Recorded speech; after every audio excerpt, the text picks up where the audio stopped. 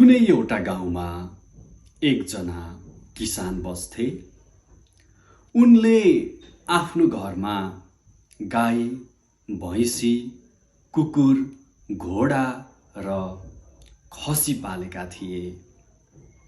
यी सबै जनावरहरूमध्ये किसानले घोडालाई अरूलाई भन्दा बढी माया गर्थे।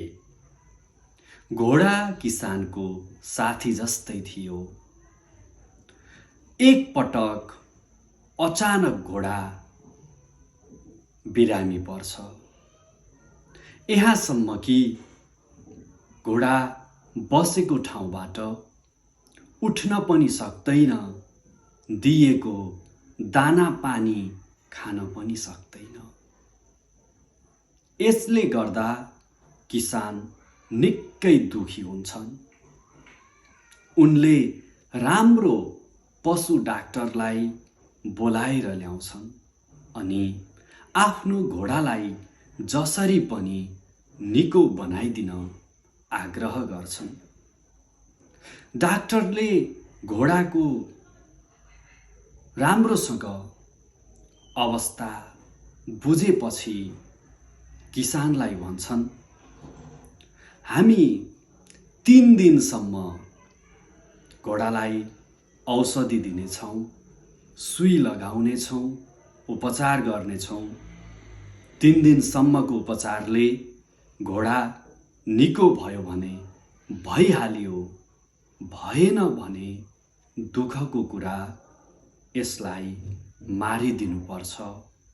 किनभने यसलाई भएको संक्रमण अन्य पशुहरूमा पनि फैलन सक्छ र मानिसलाई पनि त्यो संक्रमणले समस्या निम्त्याउन सक्छ। यति भनेर डाक्टरले घोडालाई सुई लगाइदिए र औषधि दिएर पुनः आफू भोलि आउने भन्दै त्यहाँबाट बिदा भए। किसान र डाक्टर बीचको कुराकानी घोडाको नजिकै बाँधेर राखिएको खसीले पनि सुनेको थियो। खसी र घोडा पनि निकै नजिकका साथी थिए। घोडाको स्वास्थ्यको बारेमा डाक्टरबाट त्यस्तो प्रतिक्रिया सुनेपछि खसी पनि निकै दुखी भयो र खसीले घोडालाई हिम्मत दिँदै भन्यो, मित्र, हजुर जसरी पनि उठ्नुहोस्, तङ्ग्रिनुहोस्, जति रुच्छ त्यति खाना खानुहोस्, अन्यथा हजुरलाई मारिदिनेछन्। हजुरले हिम्मत गर्नुपर्छ, उठ्नुहोस्।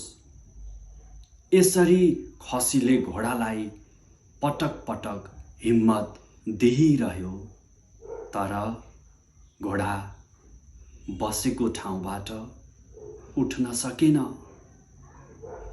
भोलिपल्ट पुनः डाक्टर आए, औषधि उपचार गरे, गए।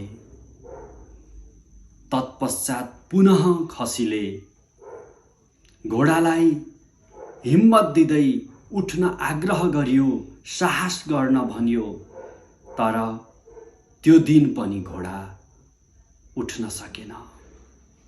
तेस्रो दिन पुनः डाक्टर आए, घोडाको अवस्था हेरे र किसानलाई नजिकै बोलाएर भने, माफ गर्नुहोला, मैले घोडालाई निको बनाउन सकिन र दुःखको कुरा, यदि यही अवस्थामा घोडा रहिरह्यो भने उसलाई भएको रोगको संक्रमण अन्य जनावरहरूमा पनि फैलिनेछ र त्यसले हजुरहरूलाई पनि असर गर्नेछ। यसलाई अब मारिदिनुको विकल्प छैन। डाक्टरको यस्तो कुरा सुनेपछि किसान रुन कराउन थाले। डाक्टरले किसानलाई सम्झाउन थाले। यता खसीले घोडालाई पुनः साहस दिन थाल्यो। मित्र, अब त अन्तिम अवस्था आइसक्यो।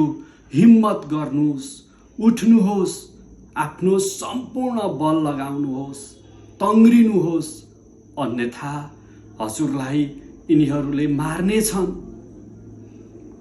पटक पटक खसीले हिम्मत दिइरहेपछि घोडा आफ्नो ज्यान हल्लाउँदै भयभरको बल लगाएर जोरुक्क उठ्यो।